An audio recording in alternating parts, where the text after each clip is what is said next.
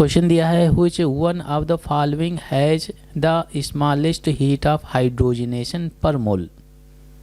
Regarding heat of hydrogenation हम लोगों ने सीखा है कि heat of hydrogenation is directly proportional to number of pi bond, जिसमें जितने ज़्यादा पाई बॉन्ड होते हैं उस कंपाउंड का हीट ऑफ हाइड्रोजनेशन उतना ही ज़्यादा होता है।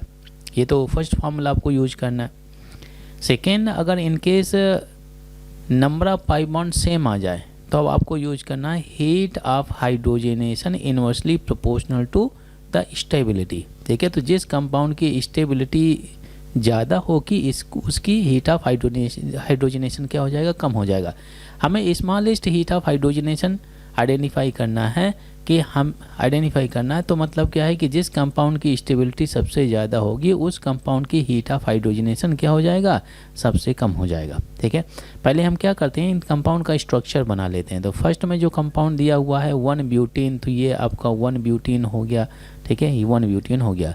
सेकेंड में जो कंपाउंड दिया हुआ ट्रांस 2 ब्यूटीन दिया हुआ, तो ट्रांस बना लेते हैं, ये आपका ट्रांस फॉर्म हो गया। ठीक है, थर्ड में जो कंपाउंड दिया हुआ है 6 ब्यूटीन, तो आपका ये 6 फॉर्म में डला हुआ है, 6 ब्यूटीन हो गया।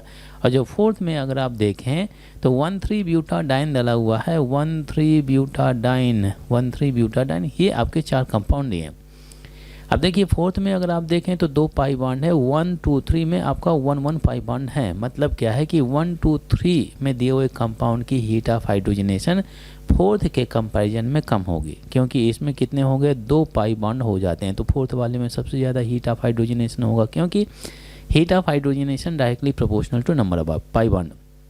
अगर पाई बॉन्ड सेम हो जाए तब कैसे डिसाइड करेंगे by using second relation. Heat of hydrogenation कम होगा जिसका स्टेबिलिटी ज़्यादा होगा। अब देखिए ध्यान देंगे भाई, अल्केन का स्टेबिलिटी हम कैसे डिसाइड करते हैं, हाइपर कंजुगेशन से। तो इसमें हाइपर कंजुगेशन कितना आ जाएगा, इसमें हाइपर कंजुगेशन कितना आना चाहिए भाई, यहाँ पे अगर आप देखें डबल बॉन्ड सिस्टम का नेक्स्ट कार्बन अल्फा कार्बन, यहाँ पे हाइपर कंजुगेशन 2 हो जाएगा। इसमें सिस एंड ट्रांस में क्या हो जाएगा, इसमें डबल बॉन्डेड सिस्टम क्या हो गया, तो इसमें ये अल्फा कार्बन कितना हाइपर कंजुगेशन 6 है।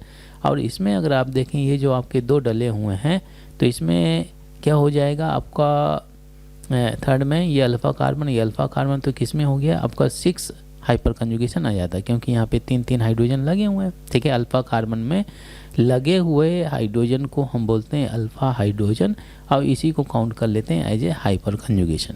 ठीक है, जितना अल्फा हाइड्रोजन होगा उतना ही हाइपर कंजुगेशन होता है।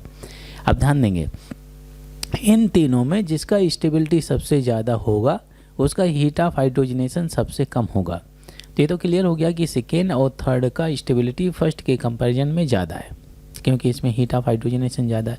अब यहाँ पे heat of hydrogenation second and third का सेम आ गया, तो हम लोग क्या यूज करेंगे, जो मेडिकल आइसोमर्स का जो कॉन्सेप्ट रहता है सिस एंड ट्रांस।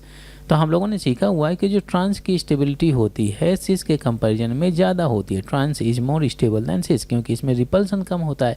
इसमें जो बल्की ग्रुप होते हैं, जो लार्ज ग्रुप होते हैं, अपोजिट डायरेक्शन में प्रेजेंट होते हैं, तो रिपल्सन कम होता है। तो रिपल्सन कम होने की वजह से इसकी स्टेबिलिटी ज़्यादा होगी। ठीक है, तो सबसे ज़्यादा स्टेबल कौन सा हो गया, 1, 2, 3 में सबसे ज़्यादा स्टेबल ही हो गया सेकेंड वाला, और सेकेंड सबसे ज़्यादा स्टेबल है having less number of pi bond, तो क्या हो गया, इसी का हीट ऑफ हाइड्रोजनेशन सबसे कम हो जाएगा। तो बोलिए कौन सा ऑप्शन सही होना चाहिए, B option is the right answer.